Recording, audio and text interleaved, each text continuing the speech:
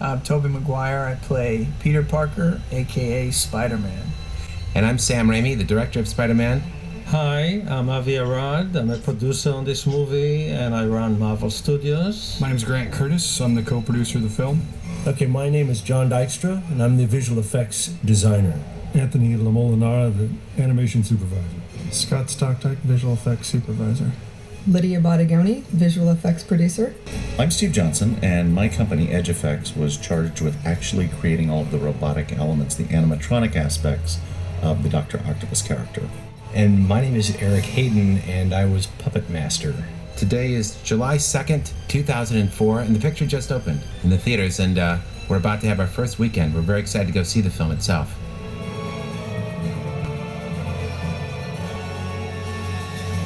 Peter, you're a nice guy, but you're just not dependable. So we're setting up Peter's life here, right? Where he's at now. You're loading heaps of punishment on him, and this is the beginning of it. That's right. He's under siege because we left him 2 years ago, and he's like Atlas with the weight of the world on his shoulders. And 2 years later, when this film starts, we see that he's just been unable to survive under the strain of all of the responsibilities of both being Spider-Man and carrying on a regular life. What I think we really improved on from the first movie is that all of the action comes out of story. The first movie, you know, a lot of it did, but setting up the character, there was like kind of an arbitrary montage sequence in the first movie that you have to show because here's Spider-Man starting to fight crime. And in this movie, all of the action is part of the story, which I thought was great. I think it's interwoven much better also.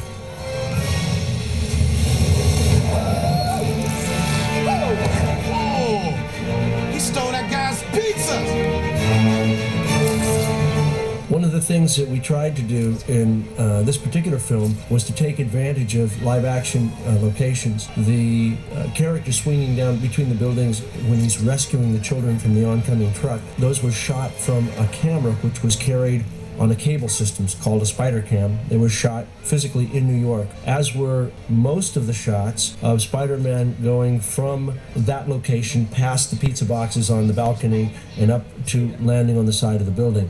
Using the real photography as opposed to generating in a computer gave us more variety because obviously we had only so many computer-generated buildings. And secondly, it saved us some dough. Jeff Lynch storyboarded this sequence, came up with a lot of good ideas, along with a tremendous amount of other storyboard artists that all contributed to the visuals in the film. And I think something amazing too, it seemed to me you would work with them and you'd give them shots to shoot like a second unit or a third unit director, which I always thought was great. It seemed like you were really trying to help encourage people to take whatever next step they wanted to take. Yeah, it's hard to get a shot in the business as a director. No one will give you a chance to direct. You really just have to do it on your own and prove to the industry that you don't need a chance. And then they all want to work with you. So these guys who've been with me on a few pictures, sometimes I give them the opportunity, if they're really great artists and they put their heart and soul into their work, to actually step up to the plate and do some second unit directing. They all seem to come through quite well. Thanks for the good news. I love the whole atmosphere of the Daily Bugle, and it's, to me, high energy, comic booky. It's great, it brings that kind of dimension into the movie. I really like it too, and I like the fact that JK and the others treat you like dirt beneath their feet. They really don't have time for Peter Parker. They don't know that he's the star of the picture. I remember being on set and us doing that scene, and you just kept going, all right, now I want you to step on his hand when he's got his hand under the book. Yeah. And I tried to hold the book in a way that wouldn't crunch my knuckles on the concrete, but it hurt after a while, especially because you like to do a lot of takes when I'm being punished. Usually you're not doing a ton of takes, but for some reason when I'm being physically punished, I don't know. You do a lot of takes. I don't do that on purpose. But you were a big sport to let us hit you that bag so many times. Oh, I thought it was hilarious though, so I had to do it, but I was actually getting angry. You can see a slightly angry look on my face a couple times there when maybe the second time I got hit, and I was getting a little angry.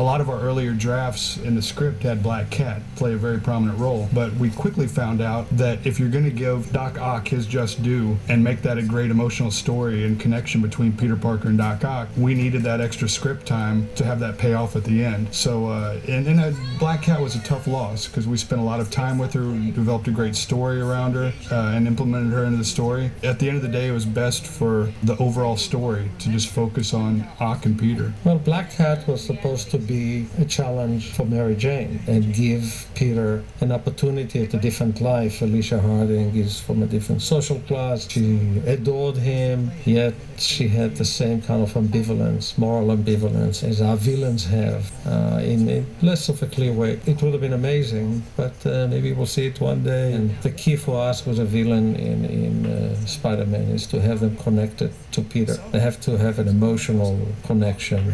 Doc Ock is someone he revered. Freddie Molina was an inspired choice in a way, and he elevated Doc Ock to something very, very, very special. And Doc Ock went through different reincarnations, if you want to get into it. Well, Doc Ock was actually in Spider-Man 1, for similar to Black Cat, not quite as long, but the visuals that we saw with Ock, with the conceptual drawings that came out of Neil Spicak's great art department. Neil's our production designer. It was just really inspiring, and we knew that at some point we wanted to tell Doc Ock's story because of the great visuals that were coming out of there. And it was just a matter of question when. And similar to Black Cat, we knew that we couldn't do the Green Goblin justice by inserting Doc Ock. Here, kiddo, happy birthday. You need it more than I do. No, I can't take that. Yes, you can. You can take this money from me. Here Peter gets to see Aunt May's loneliness and her pain and difficulty, and gets to feel all the guilt.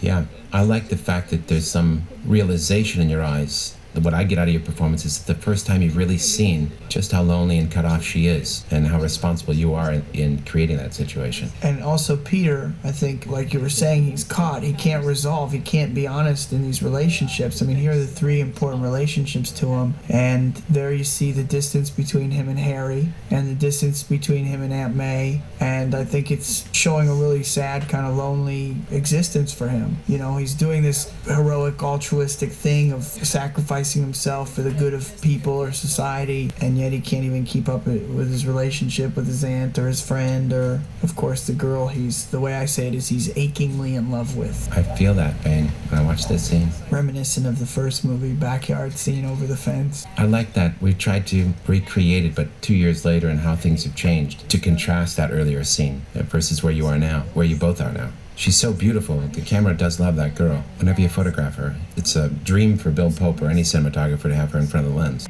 Thank you. You're talking about Kirsten. No, you're both of you. And I love Peter's apartment here and what Neil did with the design of it and what J. Hart did with the set decorating. We got to remember our hero is a very poor guy and he lives in New York, and set design, set decoration so reflects Peter's life. It's his personal life is a little humdrum, and his life is not being a superhero and trying to juggle his studies and his work. This is where he can afford to live, and so that's what was neat and exciting to see this set. It is a true reflection of where Peter is in his life. No bathrooms. Yeah. What is really interesting to track as the story progresses is just how Sam and the writers and Avi and Laura just continue to crank the screw down on Peter, and it's just one more level and one more hardship that he has to face. And sometimes it is as subtle as the sound design in Peter's apartment with, the apartment is crappy enough, and all of a sudden, the L train goes right by his apartment. It's just the little screws that continue to tighten, and you realize why he makes the decision he does, midway through the movie.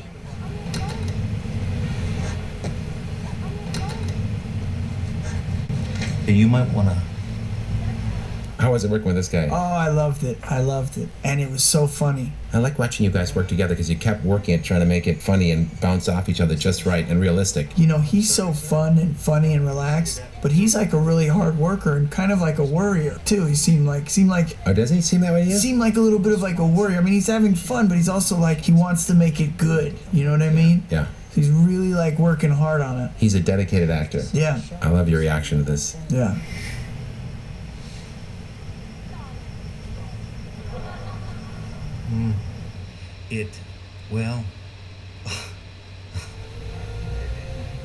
Do you like shooting on the back lots? This was on the Universal back lot. I do, because as a kid, you know, I go to Universal Studios, or you go visit a studio, and it's like, you know, you imagine there's a lot of film history there, and so it's kind of fun because you get like the history of Hollywood and making movies, and you get that kind of feeling being on the back lot, you know? Right, that's true. I have the same respect and admiration for all those great pictures that have been made here. And one of the neat things about the outside decoration of the theater there, just the little subtle winks Neil will give to the crew members. Our mechanical effects guru, John Fraser, was one of the people in the play billboards there. He's dressed up as a woman, and the billboard just says, J. Fraser is especially effective. It's just funny to see this big, strapping man dressed up in women's clothing and plastered on the billboard by Neil. It was a great little touch. I remember how often we had you run again and again to make this happen. Well, that was a tough one. Just running 2 blocks at full steam all night at 3 in the morning, it can get you after a while. You never said anything, but I knew it was exhausting. Hal Sparks played this role. This was great. There are other versions of this scene that we shot that are so funny also, I thought. We shot a lot, right? On this one. He just had so many ideas. Yeah. And you played so great off of him. It was the hardest choice in the world was deciding which take to use. So we didn't want to cut it. We just wanted to be trapped there with you. Of course, why do you have to? This was the first shot you shot in the picture, I think. Yeah. It's a hard first shot, too. It's an all-in-one piece. I like doing that, though. You're fresh. You're fresh on the movie. You're, like, all pumped up, ready to go, little nervous, a lot of dialogue, so you're like, you know. And the sun was going down? Yeah, and you're by yourself, too, so you're not, like, working off anybody. And you had this rotating shot, so I had to keep finding the camera for you. I know. Besides hitting all your emotional beats, being real, pretending someone, you know, I mean, holding the lie in that what really happened, trying to make up this story and hold your really real feelings in, but still trying to connect with her. You always also had to hit your marks through the rotation, finding the camera on all the different points. It's quite a dance. It felt good, though. It felt, like, comfortable. I think just starting the movie again, I just felt good about it. I was excited to be doing it again. I love this, and I was reluctant in doing this next beat we're about to see, but I love this. This is a very emotional moment right here. Yeah, because it's a device that we had to come up with, Alvin and maybe some of the other writers, to hear your thoughts. But it puts all the pressure on you, because no one really speaks to an empty phone. But you made it real, and more than real, I'm just into your heart and your thoughts. Fred was great in this scene, you know. I like how he's got this sense of anticipation in his reading. Large roll of $20 bills in a rubber band, because we found the rubber band. He's proud of what he's done, you know. I can see the ego of the character even working in that pleasant way. Yeah. The tentacles broke down as follows. The upper tentacles were slightly small, and they had these elegant claws at the end that became known as the death flowers. Yeah. And then the lower tentacles were larger and beastlier, and they had the less elegant name of foot. They had to hold them up. They had to throw cars. And the death flowers would be the more creepy personality device. What you're seeing here is the delivery device. That was designed by Jeff Knipp, who was our art director. His job mainly was to coordinate between Jim and John and Neil and us. The engineering of this beast came from Rick Gallenson. I tell you what you're about to see here is, you know... Yeah, that's the real deal. That's the real deal. True machining.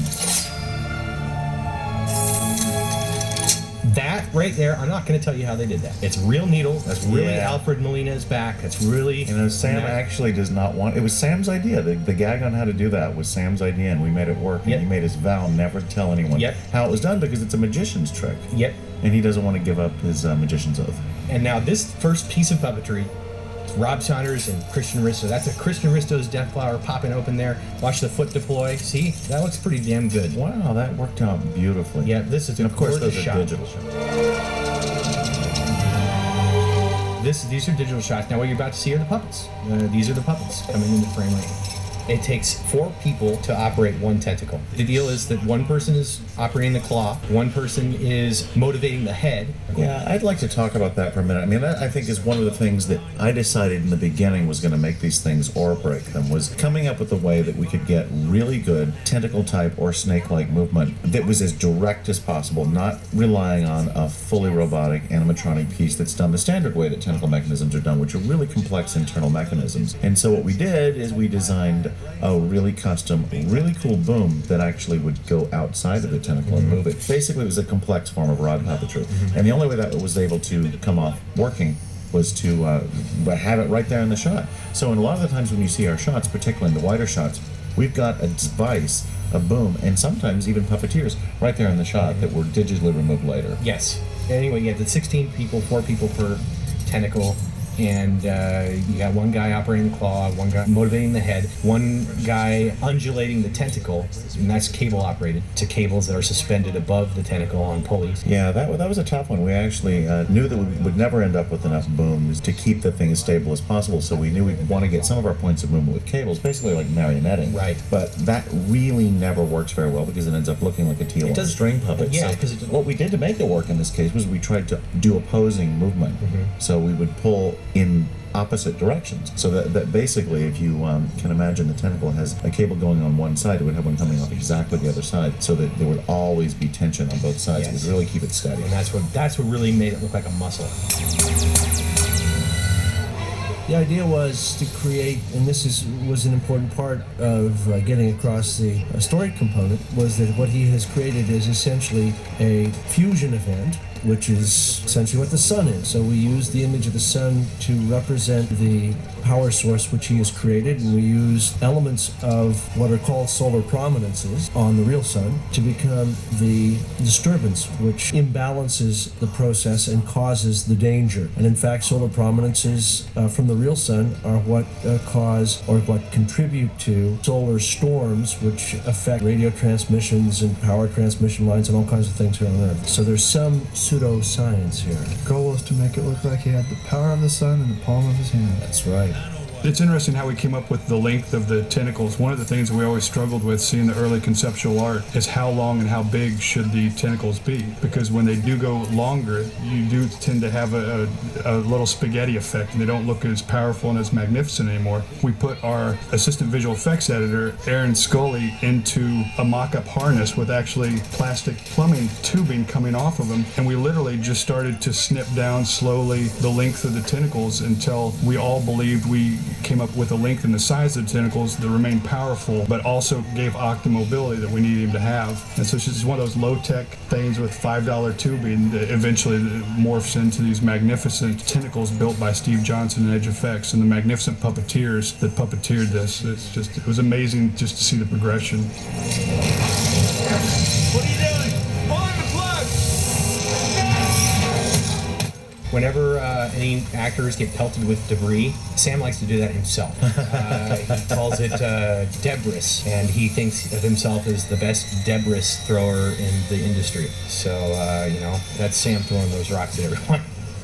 Usually, when you make something that's incredibly bright, it flares and it goes to white, just like that image there of the explosion behind Spider-Man. Has no detail in it, and as a result, doesn't seem very threatening. So what the conceit was that once Doc Ock fired up the fusion event, the camera compensated with aperture and essentially became like a set of welder's goggles. When you put them on, you can't see much of the real world, but you can see all the detail in the flame of the torch that you're using, or the arc if you're using an arc welder. So we darkened the world around the fusion event to allow us to see the detail in the fusion event, and then when the fusion event was over, we brightened things back up again. When Doc Ock was lying on the floor there after the solar prominence sort of blows out, the idea was to sort of make the tentacles look like, sort of, let's say like an animal that had its head cut off or something was in the throes of death and the muscles were just twitching after it. And so we put these little vibrations into the tentacles and the vertebrae. And this hospital sequence is actually the first scene we shot for Spider-Man 2. And it went from a test shoot to an actual shoot because in the beginning we didn't know what the puppeteers and the tentacles would be capable of mechanically and what we would have to do with CGI. So this started out as just a massive test to see what is and what is not possible with the tentacles. And we realized the puppeteers, they'd been working really hard and they were so advanced beyond what we thought. We thought, test or no test, we should shoot this. So it did morph into an actual shoot, and we shot this probably 3 or 4 months before we shot any of the New York footage, which we started with for the film.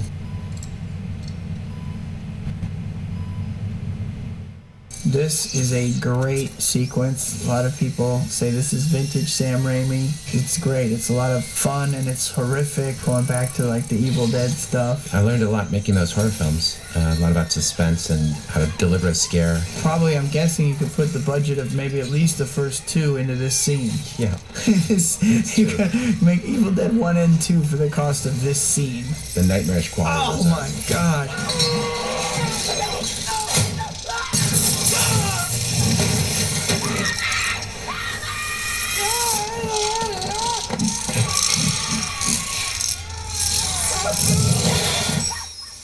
I can't even watch that shot. She did a great job. I always doubted mechanical effects would come up with some way to make it seem like her nails were raking on that linoleum, but they really did it. I think it was wax, soft wax they used, I think. It's cool to, getting the first guy to see those dailies, You get the dailies and there's a lot of cool zoom shots on screaming faces and, the old chainsaw coming up into frame and, the kind of classic trademark Sam Raimi shots. So, it's cool that he's able to pull all that stuff together that he loves and, do it in a huge movie like this. And I don't know if the audience understood this or not, but the idea was that they were acting to protect themselves, and he had no knowledge of it. I don't know if I made that clear enough, that he was awakening now to see what they had done, and was horrified at it, and was now kind of trapped with these things. So I remember reading about this on the internet after they screened it at Comic-Con, and they said that's either the best CG I've ever seen when they pull that bandage off his eyes, or it's puppets, and if it's puppets, then I'm even more impressed. I was pretty happy to read that. That was actually our first real interactive shot with Alfred. We hadn't had the chance to rehearse with him, and the very first shot we had with him was, pulling the bandages off his eyes, and that's how great of a sport he was. It's just like, okay, bring it on. Let's do it, guys. Let's make it look cool. Mad scientist goes berserk and we don't have pictures. I heard Spider-Man was there. I like that Robbie wises up to you a little bit, starts becoming suspicious. I thought he did a very good job of adding a layer of interest to his character, some sort of minor development, and that he feels quite sad, I think, when he realizes the hero is gone forever. Later when he finds that mask, I see it in his eyes. Yeah. He really does a lot with a little. Could you pay me in advance? This is another great set. Yes, this was shot on the old Esther Williams soundstage. Fred did a good job here, I think, performing against these invisible arms that weren't really there. And I think this performance of his was as challenging as oftentimes yours are, though he doesn't get many of them, where he's got to react to things that aren't there and get into his head. Coming up here is what I consider to be the best CG shot I've ever seen, and here it is. I'll tell you why. Because he's going to turn around and they're going to be puppets. And then he's going to turn back and then they're CG again. It's all in the same perspective, so you can really study it. And the deal here is that when we shot this on set, we had about an hour to shoot it, and it really had to be focused on Alfred's performance. And I talked to the animatic artist after, and they spent 3 or 4 weeks choreographing each move of these tentacles, and it just came out gorgeous. My hat's off to the guys for doing this one. What the CG guys did, they made them look like the puppets. They made them move like the puppets. Here are the puppets. They didn't make them do stuff that they couldn't do. So right. It really works together. We could rebuild, enlarge the containment field, make it stronger than ever. This is great. CG tentacles, the one coming around in front of him is a puppet.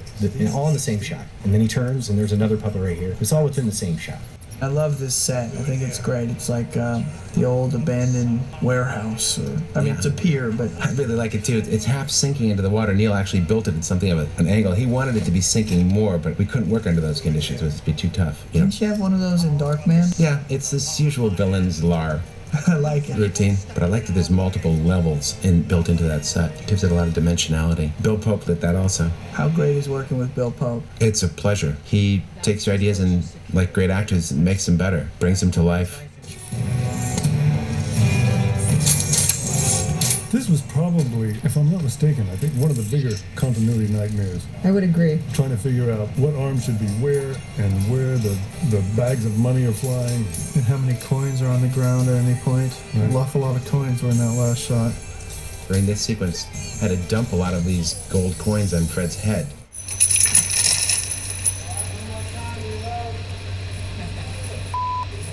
Because these bags are supposedly exploding around him, dump after dump, and they really hurt. You drop gold coins on some guy's head by the bucket. It really, it's like heavy pieces of metal.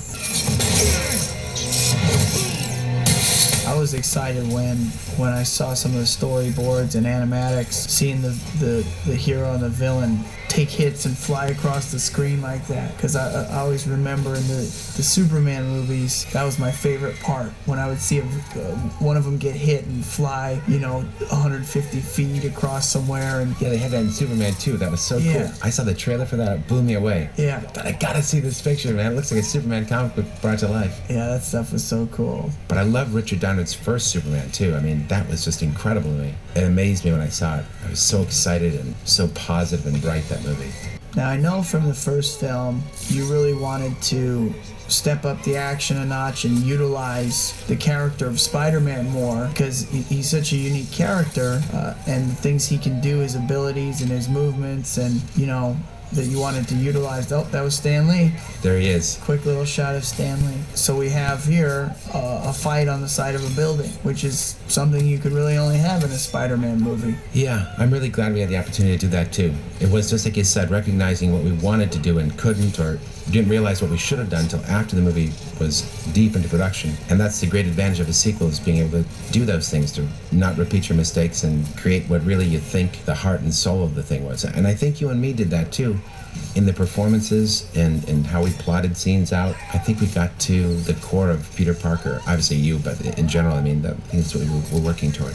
All CG building, obviously, so it can interact with the tentacles. I mean, really, it was a really nice feat to be able to have this integrated environment that we could do pretty much anything with the camera and have a couple blocks you could look up and down in either direction.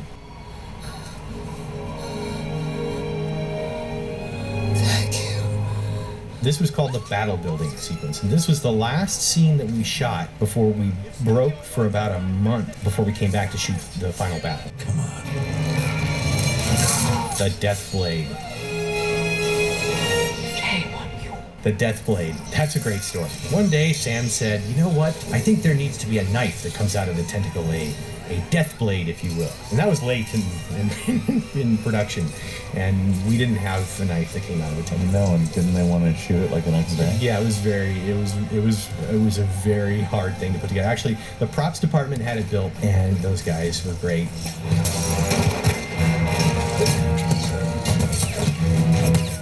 Rosemary, what a trooper. She loved all the stunt stuff. She just had a blast. I couldn't believe it. Always wanted another take. Let's fly again, Sam. I'd get exhausted just watching her. I played Peter Pan in an outdoor production, so I have flown before. But then the big flying people were the Kirby Flying Ballet. It was nothing like this, and not nearly so sophisticated. Sam's really nervous, and, I had the producers look at me, he's like, remember, she's 78 years old, and we're like, yeah, I know, but she loves this stuff. My very sweet stunt double, I saw her do it, and I said to Laura and to Sam, why not me? And they said, oh, well, we wouldn't want you to do it. I said, oh, please. So I begged them to, and they relented, and it was lovely. I loved it. Peter's being a dork, and he's trying his hardest. And I like still like Kirsten in this scene, because there comes a moment when she's telling you off, talking about how everybody came to the play but you. Then there she mentions her father, and you see a little bit of honesty come out. By the way, John has seen my show 5 times. Harry has seen it twice. Aunt May has seen it. My sick mother got out of bed to see it. Even my father. He came backstage to borrow cash. Okay, well, maybe he didn't come to see it, he came to borrow money. But anyways, the point is that everybody came to see the show. I think the reason I so like how she does that is because it tells us that she still loves you, to make herself vulnerable to you in that way, to reveal an intimate detail and a little bit of the truth that doesn't go to furthering her point. I really like how she did that. I think her performance is amazing there, and the dialogue is great. Her little speech there is great dialogue. Now maybe we should begin talking about, this is the third moment that his webbing hasn't worked, I think, the third moment so far in the movie. Right. So we went through a lot of discussions about this, and I know you were thinking about it a lot and kicking around different options. Yes, and we were trying to figure out just how curious Peter would be at each of these incidents. Can he shrug off the first one, but not the second one? So busy in battle as he doesn't have time to to question it too much. Only now when he's alone and the stakes are low, can really explore what's going on. And not that it matters, but this is a very dirty alley in downtown Los Angeles. Oh, there's rats in that alley. That's an ugly place. I shot Liam Neeson in the same alley in Darkman. Really? As he staggers out of the hospital and his face is burned and he finds a coat in a dumpster. That's a nice cut right there. I like that. I didn't know if we should actually go to the apartment. Now, I remember on the set, I was talking to you about it, saying, I've got a cool cut. I think it'll say that this bothered you more than just the moment. It'll bother you all the way through, into the evening. But then I said, but why is that good for us? I started to lose faith in it. And you said, it's very good because it says it's not just a momentary thing. Because I was saying, should we end it in the alley here? Right. And you convinced me to no, go ahead with the plan. And I think it did have that effect. It now seems like it really troubled you. It helps us going to the doctor. It's something that's been plaguing you. And we see it and feel it. One of the sad parts of being a special effects artist is a lot of the movies that are really dependent on special effects aren't really good. Now, that's one thing. The other thing that always drives me crazy is I've always raged, well, it shouldn't be just one CG or just mechanical. It needs to be a marriage of both. Yeah, well, I think Sam, having his magician background, really gets it, because I oftentimes kind of parallel what we do, meaning as makeup effect artists, to the magician's world, because when someone in the audience, when they're seeing a magic show, sees a magician pull something off, a great illusion, they know that it didn't really happen, but they feel involved, because they can then try to figure out how it was done, because they know someone tricked them. Now, if everything were to be digital, it would be amazing and it'd be really cool, but then people kind of know. People know that it's digital, and so where's the involvement? They're no longer involved. But when you mix it up the way it's done in this film, I think it makes the audience go, wow, how they do that? Because once again, someone tricked them, and that's not to belittle digital effects at all. No. It's to say, mix it up and let the audience be involved to say, you tricked me. How the hell did you trick me? How'd you do that? Even the audiences now are getting very sophisticated in being able to spot stuff. I mean, go, that was, that's not a good shot. That's not a good gag. And so this film really did, like you said, it mixed it up, and it did. It kept me on my toes there. I mean, especially in the train scene coming there. Well, Sam's great at pushing the envelope, because even in the first film, and certainly in this one, you've got a digital human character. Yeah. In a whole hell of a lot of the movie, and I had not really seen that before, the first Spider-Man. And that was really, taking the state of the art and saying, you know what, let's dial it up to 11. Yeah. And so whether he's doing it in that end or in our field, he seems to always be doing it. It's cool. Sam is a very sharing, collaborative guy. He's almost shockingly collaborative. And coming up here, this alley scene is one of the visuals Sam had. He was toting around with him from day one, was the actual spider suit in the trash can. It's, if you take the comic book page from the Marvel cover and compare it to this film frame, it's almost exact, and it's just one of the... Basically identical. Yeah. It's just one of those things, giving back to the fans, just a neat little visual to see, and also giving a wink to the great comic book artists and storytellers from Marvel over the last 40 years. Don't need to reinvent the wheel on a shot like this, and we didn't. We took it straight out of the comic book. I mean, this was one of the more debated scenes in post-productions, and quite honestly, one of the most debated, if not the most debated, music cue in post-production. Because I think all of us, when we first saw it, really responded to it, and it just set so perfectly the tone for Peter's life at this point. But then you do start to second-guess yourself in a positive way. Is this song and this moment the best for the movie? And at the end of the day, we thought it was, and it really does work and set up Peter's life.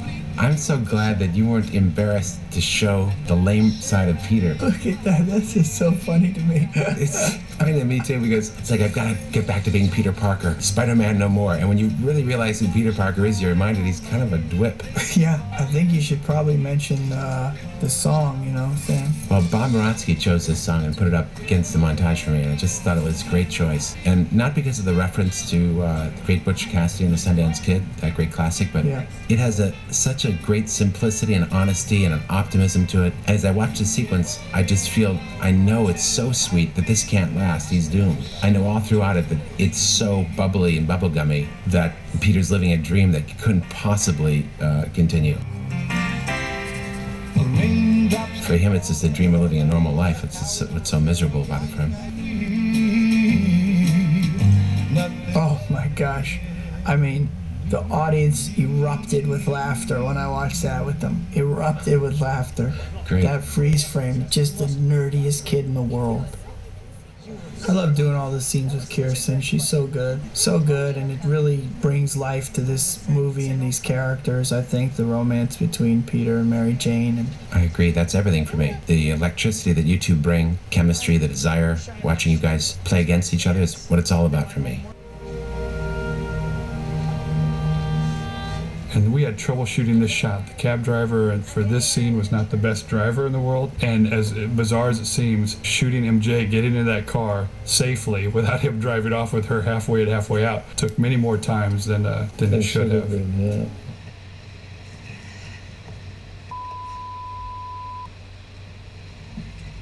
I'm getting married at church.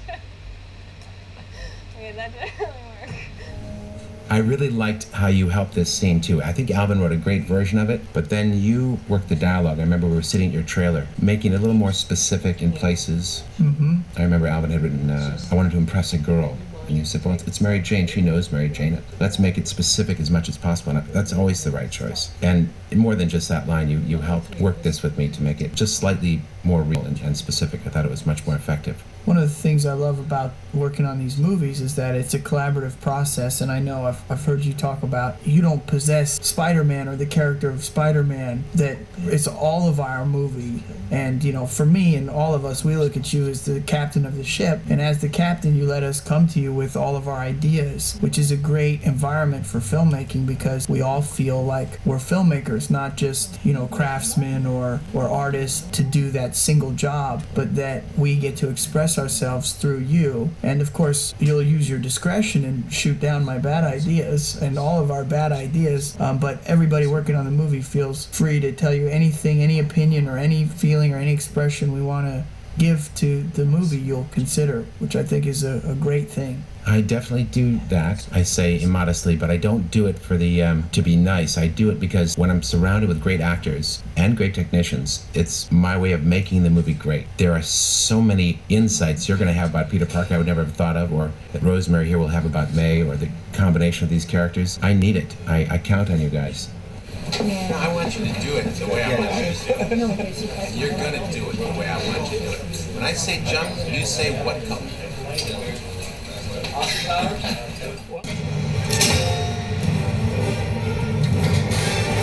There's a CGI machine. This is the big machine for the end of the movie. Another long shot, long renders. With a little of everything. CGI machine, composite out the windows. Yep, city in the background out the window. This was another one, I think, basically we said we have one shot to render it, and that's exactly at the end of the movie, because it's so long. Yeah, that was Vince Trutner, and I think the tentacles get it. It's pretty long. They're probably as long as they get in most parts of the movie. Where are you? I'm leaving for the night, sir. That's Bill Paxton's dad, John Paxton. Really? Yeah, I really like him. He's such a funny guy. Oh, that's great. Sweetheart. There was a shot in this scene that we worked really hard to test, where Ock knocks Harry onto his back and the glass flies in the air, and the tentacle grabs the glass and pulls back, and Ock takes a drink out of it. We actually worked it out and tested it, and I didn't present it to Sam until I knew we could do it 3 times in a row without dropping the glass. I think part of the issue as well is we could catch the glass, we just couldn't put fluid in it because we would definitely spill it on James. The tentacle popping up over the ledge here is puppet. And then there's the drinking of the whiskey that Ock does, and I'm sure there's a blooper reel somewhere showing the amount of whiskey spilled. Hello, Harry. Otto. Otto, what do you want? I'm driving. Otto, what do you want?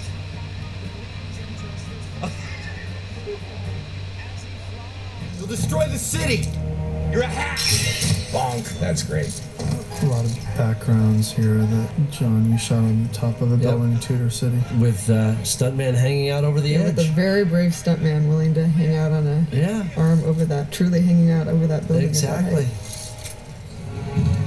Well, I didn't know how we were going to do the fire scene, but John Dykstra, once he saw the storyboards for the sequence, said the best way to do this is with old-fashioned technology combined with new technology, which is we'll just shoot it twice, once with the roaring inferno, which no human being could ever withstand, and then we'll bring Tobey into it, he told me, and just have enough fire to make it bearable so that the effect light would play on you in a realistic fashion. And then it was done with motion control so that those same camera moves were repeated on you and the empty plate, just the fire. And that way we're able to create a lot of fire around you. And then additionally, CGI put in sparks in the foreground, a little bit of haze to help the marriage of those elements. A lot of fire, but the safety experts here at Sony, I mean, they scrutinize as they should all of our shots in these particular areas to make sure it's safe both for cast and crew, because the conditions, I mean, even though Tobey was never in there physically, I mean, although we would do some smaller burns with Tobey in there, I mean, the cameraman and Sam and John Dykstra and John Fraser, they are in there. So the degree of safety that goes into this, which would be overseen by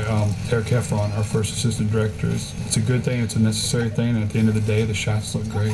And our fight choreographer, Dion Lamb, this is his daughter. And it's a tough shoot on a 3-year-old or a 4-year-old. They don't know what's going on and all these different cues that she had to react to. It really worked out great. Hey, where are all my comic books? And in the background, intermittently there, you'll see Sam's 1973 classic that has appeared in all of his movies, except for obviously The Quick and the Dead. But I've shipped that car around the country. It's been dropped in multiple stories in Army of Darkness, and it always keeps popping up. It's definitely got 9 lives or more. When am I going to do a movie without that car? That car? I felt like Sam was going to, I felt like they're going to, if he could have, he would have shipped it over to Seabiscuit to torture me with it. That car's coming back in the 3rd one. Yeah, it's been in all the pictures, but if you're interested in purchasing the Delta 88 Classic, send $10,000 to Sam Raimi, care of Columbia Pictures, Culver City. No, I'm not really. Is that your car or is it the movie's car? That's my car. Although I have movie versions of it, stunt versions that exist. Right. Because Bruce Campbell so hates the car. Right. He's vowed to destroy it. So I have doubles around in case he ever gets his hands on one of them. It would be great if that was not an empty threat. It'd be great if he actually did something to your car. Oh, it'd be terrible. Are you kidding me? I've keeping it hidden. No one really knows where it is. I've sent him through the windshield of that car. That car's run over his arm in movies. He's had enough of that car. It's caused him a lot of damage. He warned me about you early on before the first picture. What did he say? He said Sam likes to torture actors. I do like to torture actors. I know. I've worked with you in 2 movies. Dan Sweetman helped me board this scene. This is great and very funny.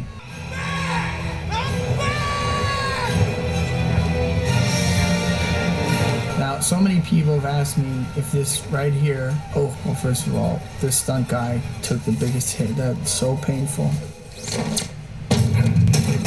What was so funny and a little disconcerting was I had this team of great stuntmen. Yes. They worked with us throughout the course of the picture. Yeah. When it came to this stunt, they brought in some new kid. Yeah. Here you go, kid. I said, well, how come it's not one of you guys? You'll find out. I know. Well, I'm glad it wasn't even on the board for me to try that one. That's not something I wanted to do. And let me ask you about that. The joke there. I'm back, my back. Because so many people have said, is this an inside joke? And I said, initially, when written, I don't think it was intended to be. Right. But then we were all aware of it.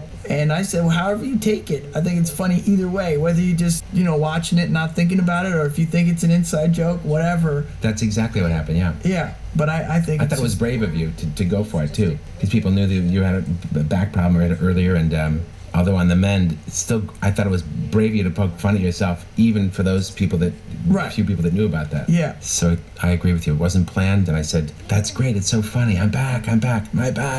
And then I thought, no, we better not because of Tobey's real back problem, he won't want to. But then I said, well, maybe I'll just ask him, and I'm so glad you went for it. Yeah, well, it's funny, why not?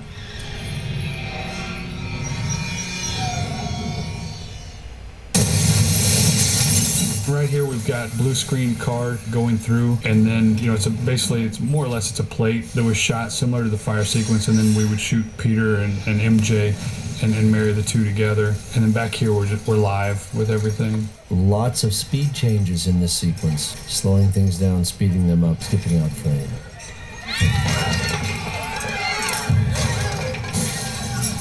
What's happening? Hugely practiced stunt between all the stunt guys and Alfred on the Aquawk rig. Those are CG tentacles, and just a lot of coordination, a lot of familiarity that Alfred had to work with the puppets and the aquawalk rig to make it look seamless, because it's definitely not easy. Yeah, those two shots back to back are some of our first tentacle shots. Al Nutty and Bruno kind of did them, and we saw them and really saw the potential of the lighting of those tentacles, and really saw how we could put them side by side with the practical ones and match them in a daylight, bright environment, as well as earlier in the hospital where we kind of knew we could do it. You were a sport to let me yank you across that cafeteria. I know it wasn't easy. I'll tell you, you learn to just go for these things, you know, because a couple times we do it where we do it half speed, 3/4 speed, full speed, and when you get to it, it's like, you know what, just yank me faster and harder, because you know that's what it's going to take for it to look good anyway, so you're just like, let's go right for it. I love this portion of the movie because it's kind of what begins the third act, and you realize that everything's back to where it should be right now, and you know you're getting ready to go for a great ride.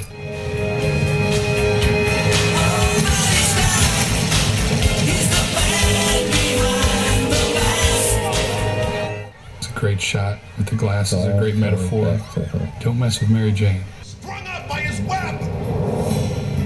I want Spider-Man! So this is kind of classic Sam Raimi stuff. Spider-Man through the window, or through the newspaper, and then this long and involved shot of him swinging down the street, which turns out to, as we pull back, be the reflection in Doc Ock's glasses.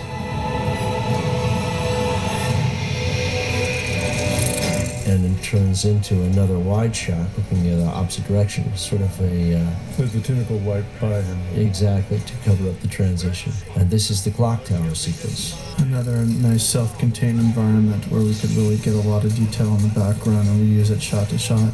Chris Hart did a lot of the animation here, cutting back and forth between CG, live action, Troy Saliba.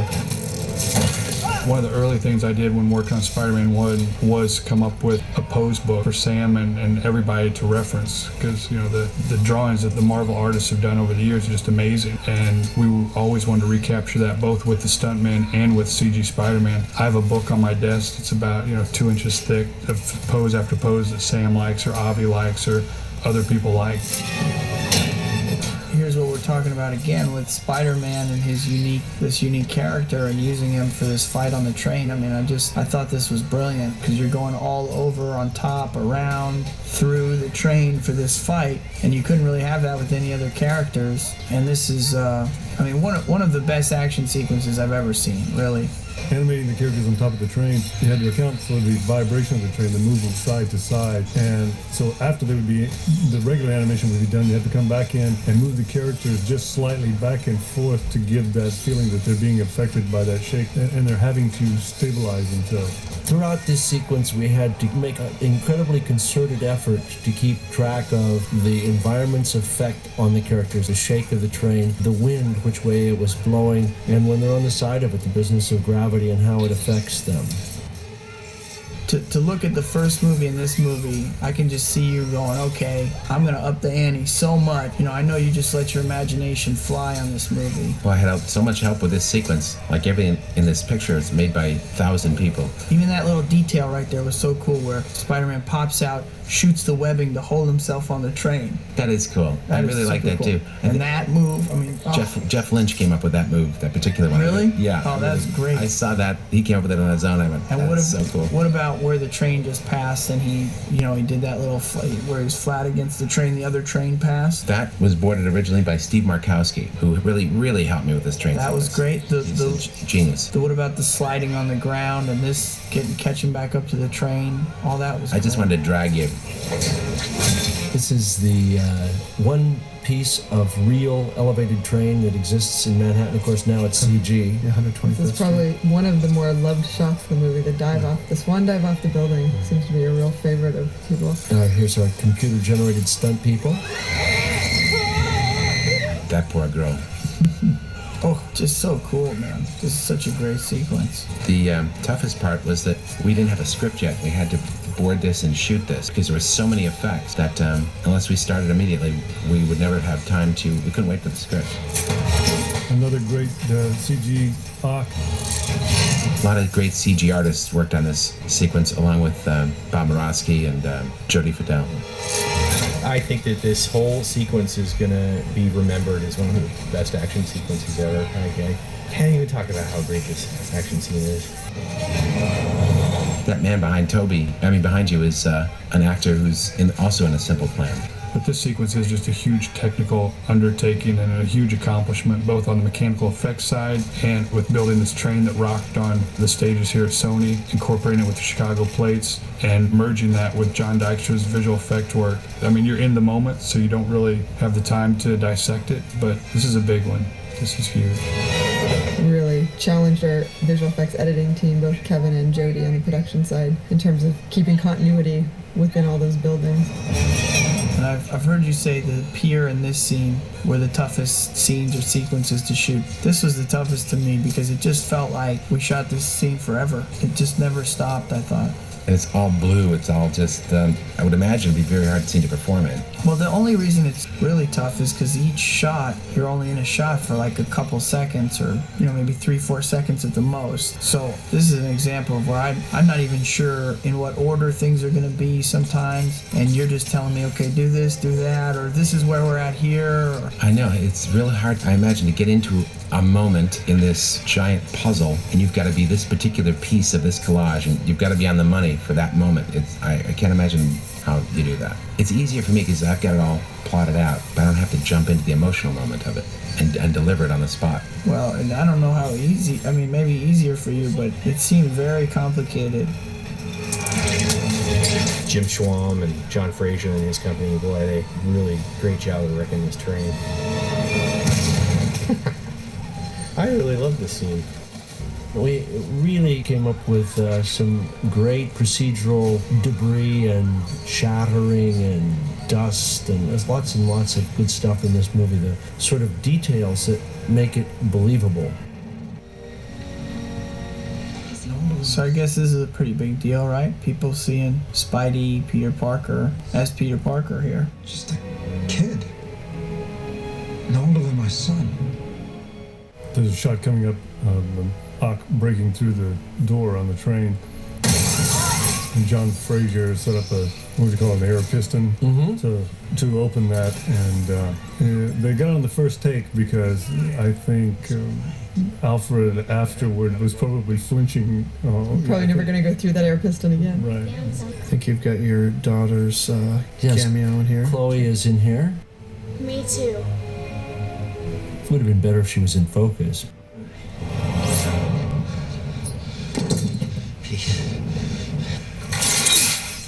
Do those barbed wires hurt? They're hard plastic, right? Yeah, they didn't really hurt, no. They're actually strangely difficult to get off, even though they're like simple breakaway little things, though. I don't know. To get a clean break for all of them.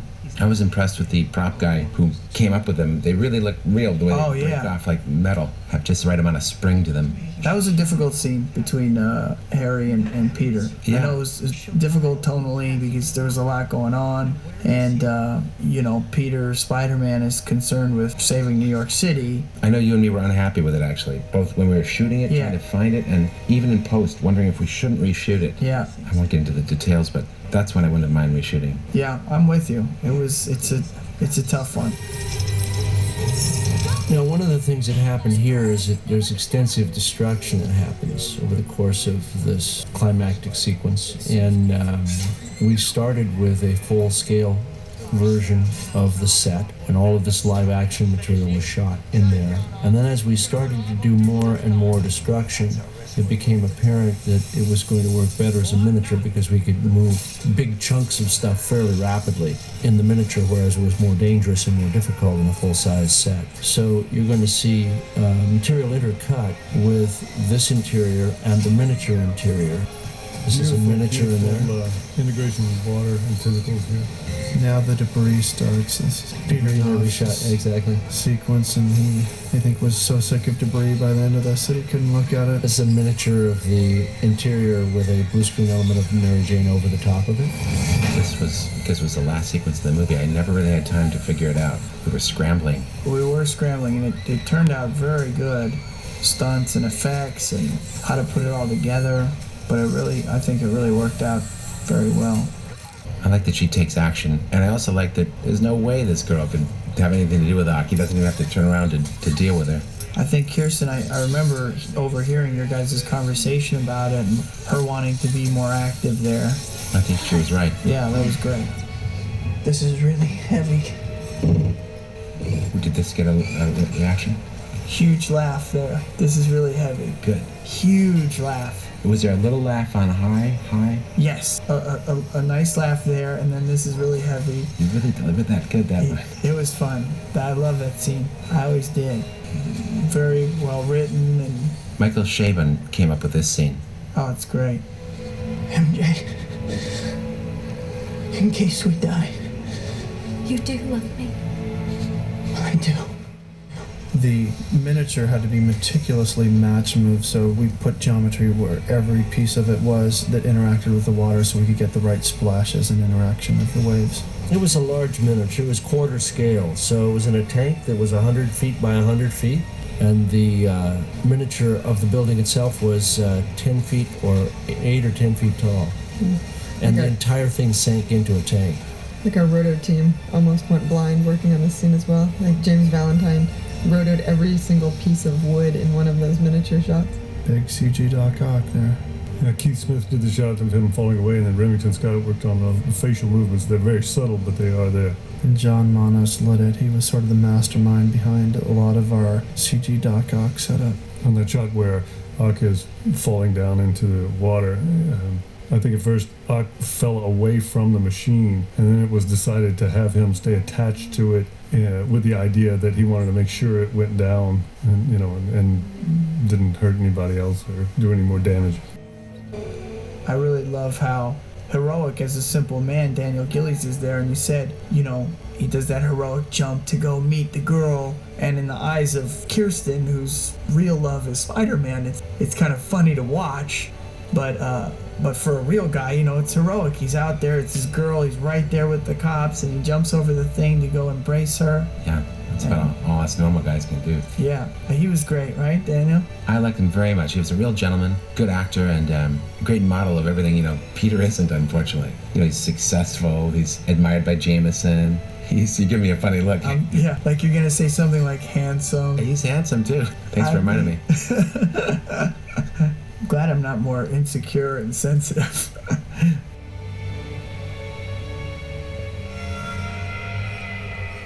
I'm really glad Willem came back. It was great. Because he's part of the Spider-Man family, for crying out loud. It wouldn't have been complete without having him. It was just good to see him again, too. You do these movies, you don't see people for so long. You spend 7 months of your life with somebody almost every day, and then they completely vanish out of your life. I've seen Willem a couple of times since we shot the first one, but not a lot. So it was great to see him again, and I thought it was great to bring him back and Uncle Ben back, Cliff Robertson. I want to talk to you about the ending of this film, the very last shot of Kirsten. Okay. Because I thought it was great, and it actually reminded me of The Graduate. What's the last shot of The Graduate? They're on the bus together. Benjamin is Hoffman's character, I think, Benjamin, right? Yes. And he comes in and gets the girl, takes her out of, she just gets married. I think she's married, actually, right? I don't know if it's right before she gets married, and she runs off with him, and they get on the bus, and they're in the back of the bus, and it's a very ambiguous ending, right? You'd think they finally come together, this impossible love story where she's pushed him out of her heart and he's been chasing her down. He's never going to get her. Finally, he gets her, wins her over.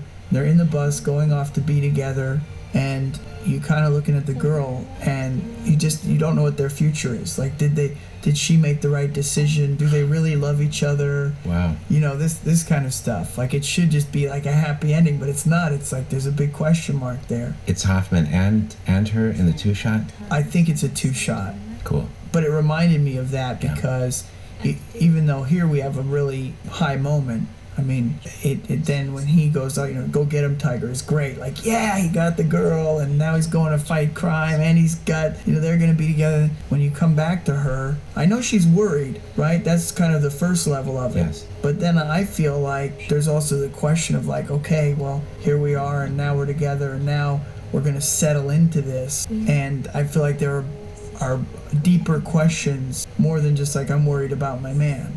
I think so, too. I love that. I don't know if that was That is your intent or Kirsten's idea or both of you coming up with that, but I thought it was great.